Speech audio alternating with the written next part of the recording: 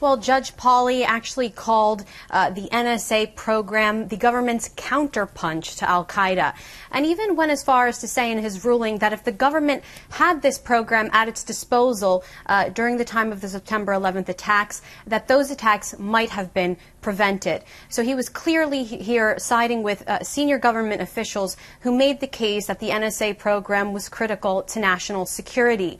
He did acknowledge that if the program was left unchecked, that it could imperil people's civil liberties, it could intrude on their Fourth Amendment rights, which basically protects them from unreasonable searches by the government.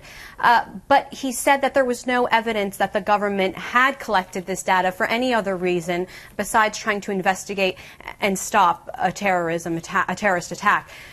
So very interesting ruling here. He also went as far as to kind of argue that the information that U.S. citizens provide voluntarily to corporations transnationally was actually more intrusive than the data the NSA collected, this telephone metadata. Netta, this particular ruling completely contradicts last week's ruling by Washington, D.C. judge, federal judge Richard Leon, and he was actually claiming that this was unconstitutional. So who are we to believe here?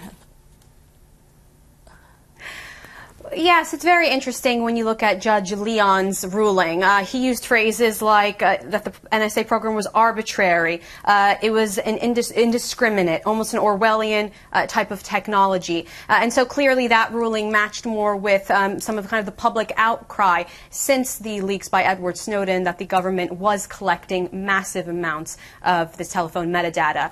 But this is what happens in the court system in the United States. These are two lower courts with different opinions, and you won't really get the rule of the land until the Supreme Court takes this up. And now that there are these differing opinions, that does increase the chance that this will be heard by the Supreme Court potentially.